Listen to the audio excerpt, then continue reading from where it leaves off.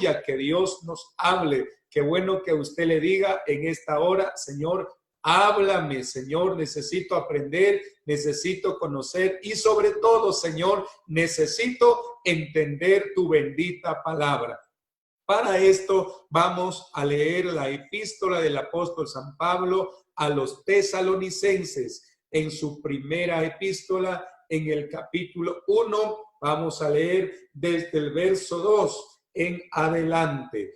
Dice la palabra del Señor de esta manera: damos siempre gracias a Dios por medio de vosotros, haciendo memoria de vosotros en nuestras oraciones, acordándonos sin cesar delante del Dios y Padre nuestro de la obra de vuestra fe, del trabajo de vuestro amor y de vuestra constancia en la esperanza en nuestro Señor Jesucristo, porque conocemos, hermanos amados de Dios, vuestra elección, pues nuestro evangelio no llegó a vosotros en palabras solamente, sino también en poder, en el Espíritu Santo y en plena certidumbre, como bien sabéis cuáles fuimos entre vosotros por amor de vosotros. Y vosotros vinisteis a ser imitadores de nosotros y del Señor, recibiendo palabra en medio de gran tribulación con gozo del Espíritu Santo, de tal manera que habéis sido ejemplo a todos los de Macedonia y de Acaya que han creído, porque partiendo de vosotros ha sido divulgada la palabra del Señor, no solo en Macedonia y Acaya, sino que también en todo lugar vuestra fe en Dios se ha extendido, de modo que nosotros no tenemos necesidad de hablar nada. Hagamos una oración al Señor y pidamos que en esta hora el Señor nos dé la palabra. Soberano Dios de los cielos, bendito es tu nombre. Una vez más, Señor, tu siervo y tu pueblo, estamos implorando tu misericordia, tu favor, tu bendición. Háblanos, Señor, en este día. Edifícanos, Señor. Fortalécenos, instrúyenos, Señor. Danos esa sabiduría, esa revelación, ese entendimiento, Señor Jesús. En esta hora disponemos toda nuestra vida, Señor, y todos te decimos, Dios mío, háblanos porque vamos a escucharte, Señor. Pedimos esta bendición maravillosa en el nombre de Jesús. Amén y amén. Gloria al Señor Jesucristo. Bueno, vamos a hablar en esta hora de la iglesia que estaba en Tesalónica. Hay algunas características especiales en esta iglesia, pero hablaremos de tres. Una es la fe, otra es el amor y otra es también el evangelismo o las misiones. Estas tres características relevantes estaremos abordando en esta hora y son características de la iglesia del Señor.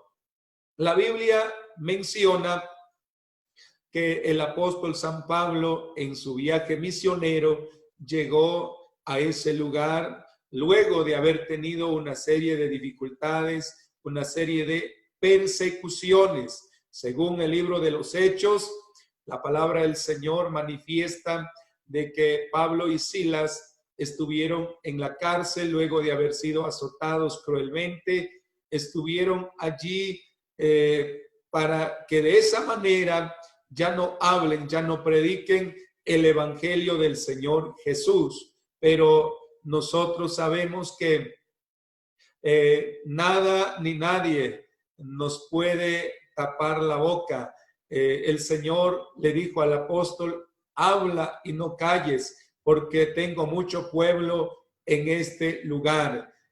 Pese quizá al dolor, pese al frío, pese a algunas situaciones que estuvieron viviendo en el momento, inclusive en la cárcel, pese a esa situación, estos hombres valientes, hombres guerreros, hombres sabios, hombres santos, entregados a Dios por completo, consagrados, dedicados, me parece ver a estos hombres con ciertas heridas, sí, ciertas laceraciones en sus cuerpos, y bueno, el ambiente que se había puesto o vuelto en ese lugar no era nada bueno, no era nada favorable.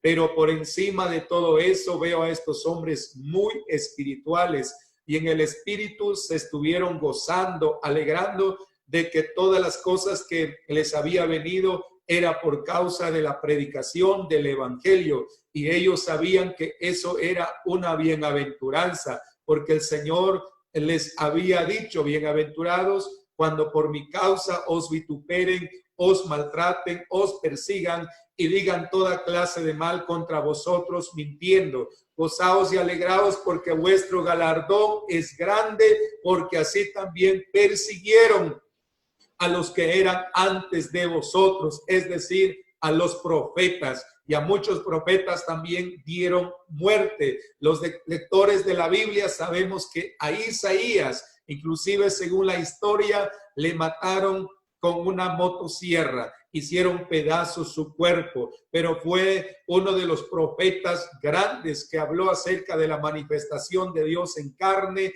a este mundo.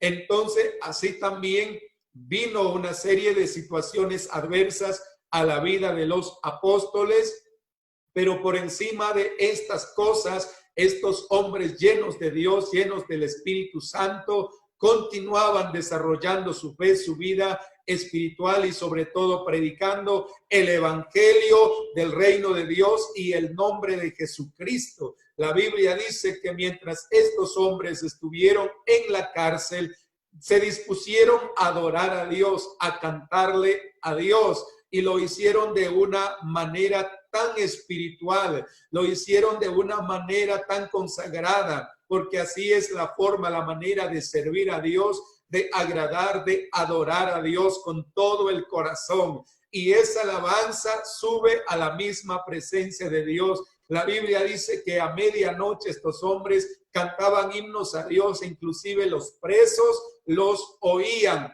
Imagínese usted la manera cómo cantaban, cómo adoraban a Dios. Y aparte de lo que los presos los oían, esa alabanza fue escuchada por el Señor. La Biblia dice que Dios habita en medio de las alabanzas de su pueblo. Y hay una evidencia muy especial en esa adoración, en esa alabanza, en esos cánticos de estos dos varones. Dios se manifestó, es decir, esa alabanza subió a la presencia de Dios, claro, porque siempre lo estuvieron haciendo con todo el corazón, con toda su alma, con toda su vida. Y cuando una alabanza, una oración sube a la presencia de Dios, viene la respuesta, viene la bendición. A esa hora y en esa cárcel se manifestó grandemente la presencia de Dios. La Biblia dice que fue a manera de un terremoto. Toda la cárcel tembló, la tierra tembló. Mire, y las puertas de las celdas fueron abiertas.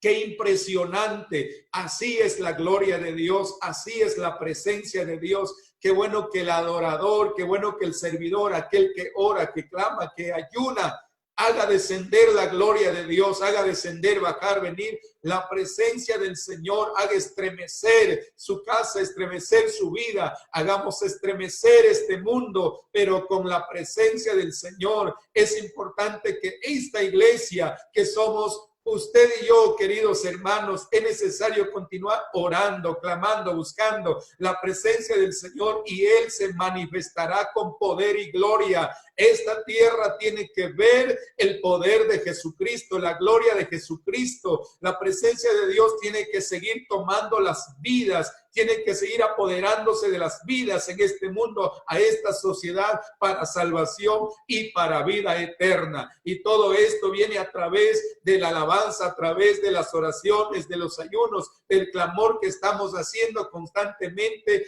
en la presencia de Dios. Con esa bendición, con esa experiencia, estos hombres no miraron las persecuciones, sino que más bien fue como una inspiración más para continuar predicando. Y de esa manera llegaron a Tesalónica. Obviamente en ese lugar no fue nada fácil. También la situación o las oposiciones y persecuciones se levantaron una vez más. Pero estos hombres, es decir, Pablo y Silas, sabían que la palabra, la predicación, la misión que ellos estaban llevando no era humana, sino era del Señor Jesucristo. Y todo lo que es y viene del Señor Jesucristo siempre ha prevalecido. Lo que es del hombre, por más bonito, por atractivo que sea, siempre tiene esa tendencia a desvanecerse, a desaparecer, a quedarse en el olvido o a quedar en la nada inclusive. Pero lo que viene de Dios, lo que es de Dios, permanece para siempre. Por eso, estimados hermanos, esta iglesia del Señor, que vamos por más de 2000 años predicando esta palabra, sabemos lo que estamos diciendo, que esta palabra es poderosa, es cortante, esta palabra es viva y eficaz, y luego que se predique esta palabra, la gloria de Dios siempre ha descendido. Y también por encima que se hayan levantado barreras, muros de oposición, esta palabra es poderosa, esta palabra es cortante, esta palabra del Señor que es santa trasciende esas murallas de oposición, trasciende los impedimentos, las amenazas, las ideologías, las idiosincrasias de la sociedad. Esta palabra de Dios es tan poderosa que trasciende todo eso. Por lo tanto, estos grandes varones de Dios tenían esa confianza, esa seguridad plena en sus corazones. Por eso es que en Tesalónica, aunque se desató una vez más una ola de oposición, pero por encima de eso estos hombres de Dios predicaron la palabra. Inclusive la Biblia puntualiza diciendo que el apóstol Pablo entraba, llegaba a la sinagoga de los judíos y ahí les predicaba del Señor Jesucristo, de su muerte y de su resurrección. En medio de esa situación, la palabra del Señor prevalece, el evangelio prevalece y se forma una nueva iglesia en Tesalónica. El episodio de la Biblia es relevante y es muy extenso, pero en síntesis estamos diciendo cómo se formó la iglesia del Señor en medio de adversidades, en medio de persecuciones, en medio de oposiciones. Ahí el Señor plantó una iglesia y el Señor fundó una iglesia que alabe y glorifique su nombre. De estos hermanos, el apóstol Pablo más tarde está dando testimonio, está tomando como un antecedente espiritual positivo para decir a las demás congregaciones que ya se habían formado, para decir que la fe de los hermanos en Tesalónica era una fe genuina, una fe muy grande, una fe muy pura, y también el amor que ellos tenían realmente era impresionante. Mire, en medio de situaciones tan adversas, muchos recibieron la palabra del Señor y así se formó esta preciosa congregación para la honra y gloria del Dios Todopoderoso. Y también mantenían esa fe, mantenían la comunión, la unidad, mantenían el amor fraternal,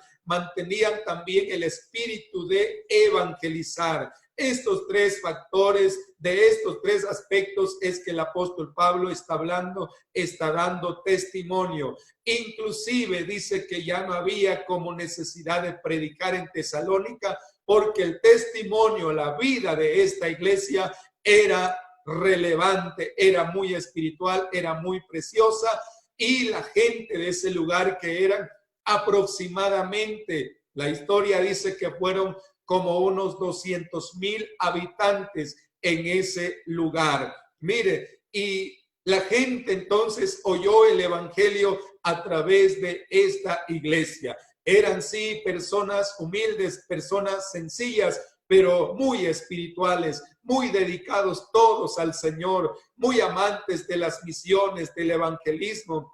Eso es la característica de una iglesia: mantener la fe, mantener el amor y seguir evangelizando en cualquier situación que se viva a través de los tiempos. Pero esta iglesia no se queda quieta, esta iglesia no se queda callada. Esta iglesia seguimos predicando el evangelio del Señor Jesucristo. Esta iglesia seguimos diciendo en todo el mundo, a toda la sociedad, que hay un Dios creador, hay un Dios salvador, que Él está interesado en su vida, en su alma. La situación que se vive en estos tiempos, en estos días, sí preocupan, sí de alguna manera entristecen, pero hay algo positivo, hay algo relevante, hay algo más grande, que es la palabra de Dios, el evangelio de Jesucristo, la salvación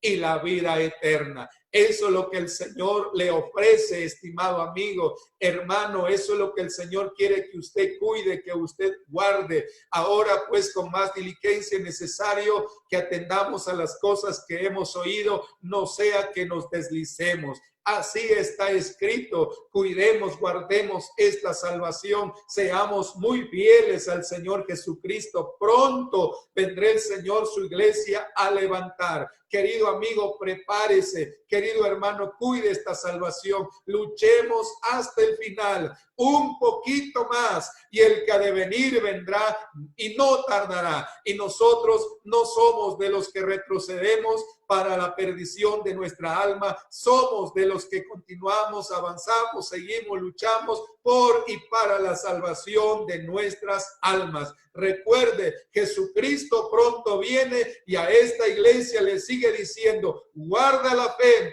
guarda el amor y sigue evangelizando al mundo entero. Declaremos que Jesucristo es el único Salvador y el verdadero Dios y la vida eterna. Bendiciones en el nombre de Jesucristo.